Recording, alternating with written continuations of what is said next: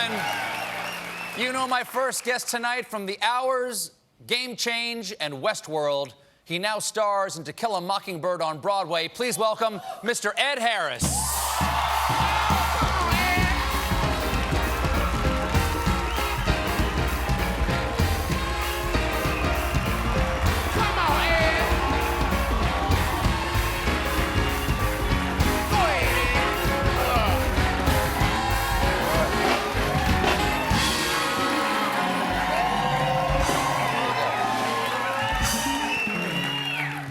It's really a pleasure to have you on.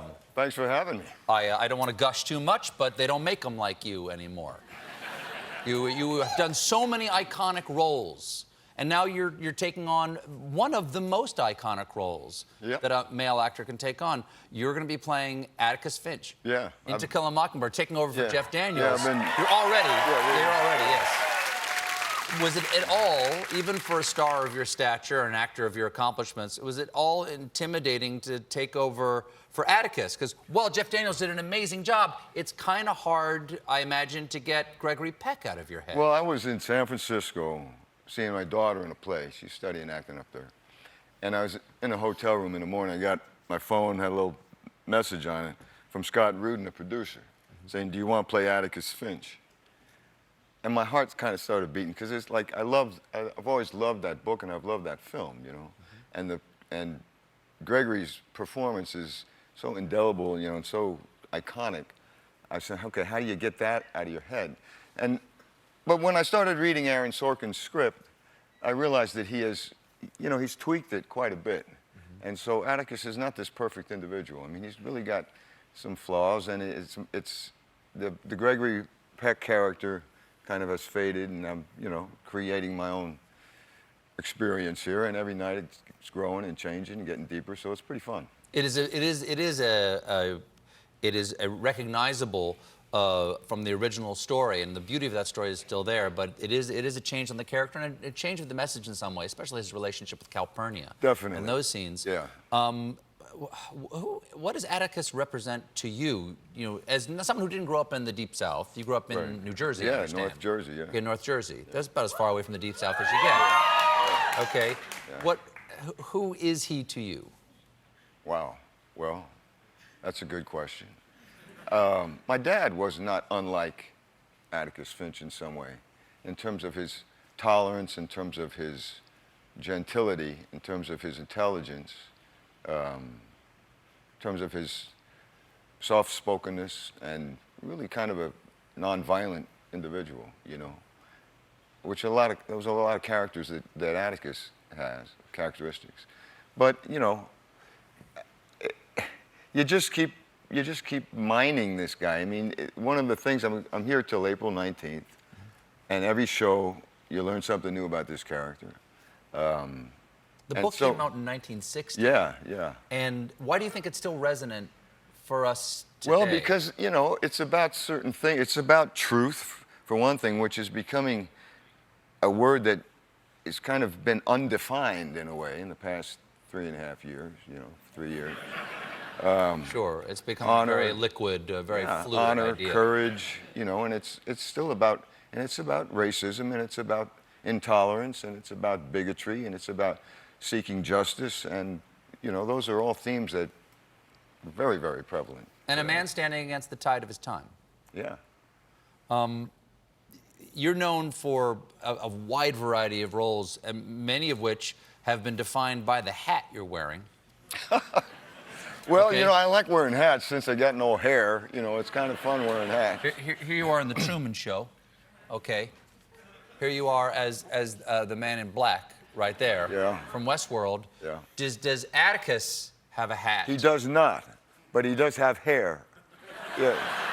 Oh, you're wearing a theatrical piece up there? Yes, I certainly am. Did you go for anything flamboyant? What did you? Well, it's kind of it's like the 30s, you know. It takes place in 34, and it's kind of got kind of a thing going like that, you know. It's kind of fun. Yeah. Yeah, I get to do this. You know. Just a little bit of this action every so often. Yeah. What puts you in character for him? Like, what is there? Well, I mean, you know, I get there pretty early, and I have my own routine to get ready. And then I've got a really nice suit that Ann Roth designed, and it's kind of high-waisted. I got suspenders and vest, and it fits really nice. So it forces me, my posture to be, you know, good. And I have a certain pair of glasses and my thing, and, you know, all of a sudden I feel like Atticus Finch. That's nice. That's almost And like mask work. you got the Southern accent going, you know. Oh, where have you placed your Southern accent? Is it? Well, I listened to a tape, actually, of Harper Lee talking, Okay. an interview that she did, and you know, I really liked the sound of that, so I kind of based it on that, you know. She has one line that she says in that. She says, "Have you ever found the whole world in the branches of a chinaberry tree? I have." You know, Wow. it's a great line, you know. She's talking about being a kid. Sure, exploring, sure. you know. That's beautiful. Yeah. That's beautiful. Have you ever found the whole world in the branches of a chinaberry Not tree? in a chinaberry tree, no, but some other kinds of trees, you know. Oak tree, Oak tree. yeah. Pine tree, Northern New Jersey. Yeah. Sure, Northern Yeah. New Jersey. maple tree. I know that somebody who was a friend of yours and is very important to you artistically was Sam Shepard. Yeah. Obviously, we know you from being in The Right Stuff with Sam Shepard. Right. How did you guys first meet?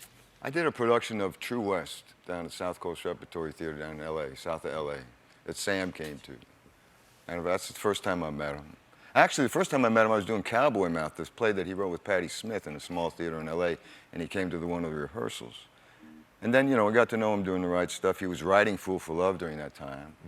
And then we did it, you know, at the Magic Theater that fall, and then we took it to New York to Circle Rep, you know. Well, could there ever be another person like Sam Shepard? I mean, he was sort of it was a sex symbol, a Pulitzer Prize-winning writer, an actor, a poet. Yeah. I mean, he really seemed like a once-in-a-lifetime individual. Well, pretty much so. I mean, one of a kind, really. He's a very influential guy in my life, you know, really do miss him. He was a good friend and brilliant guy, and he, you know, he went out tough, but he kept he really went out honorably, you know. He had Lou Gehrig disease, you know, and it took him pretty quick, but I really respect how he left the planet. I mean, he kept working till the day before he died with Patti writing, you know. Well, everybody's, you know, has theories about what's going on in Westworld. They all want to know what the next thing that's going to happen, and you probably can't tell me. I'm not supposed to talk about it, but I couldn't even if I wanted to because I don't understand it myself.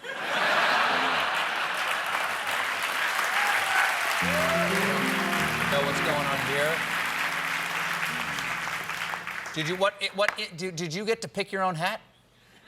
Yeah, well, I mean, worked on it. Yeah, I think they built it. I mean, they had certain, you know, styles, and it was along those lines, you know. And it was, yeah, I like that hat. It's a good hat. Yeah. Do you have any input?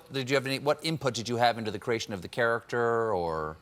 Well, you know, I mean, I had some input in terms of his outfit, you know, it's a great outfit because you put it on and you're like, you're the man in black. You know, That helps. Yeah, it helps That a helps. lot. But, you know, there were a lot of things about the character that I wasn't told. And, you know, I mean, you start working on this thing, and then Jonah Nolan, creator and director, he'll tell you, oh, by the way, you know, your wife killed herself. Or, by the way, you know, this guy's playing you as a youngster. He said, I saw Jimmy Smith walking around. I said, who's this guy? And they said, he's playing you young. I said, oh. Yeah. And the third season, man, it's out. I mean, it's like out there. Any nudity? Because a lot of the people end up nude. I said I'm not going to be nude, and I'm not going to wear a samurai outfit. That just, cause I thought they were going to maybe take me to samurai land. I didn't want to do that. I visited the set. I understand with you Jeffrey Wright, did a little nude thing. And I was willing to do the nude scene with Jeffrey Wright when Yeah. on set. I'm just saying, step up it, Harris. Step up. You know, Come on. I don't see the need to Why do not? that. Why not? Well, Let's put some asses in the seats, metaphorically speaking here. I just don't want to. You just don't want to? It's nobody's business. Okay. Literally. Yeah. Literally. Pardon my French. Yeah. Ed, thanks so much for being here. It was a pleasure, Thanks so Stephen. much. To Kill a Mockingbird is at the Shepard Theater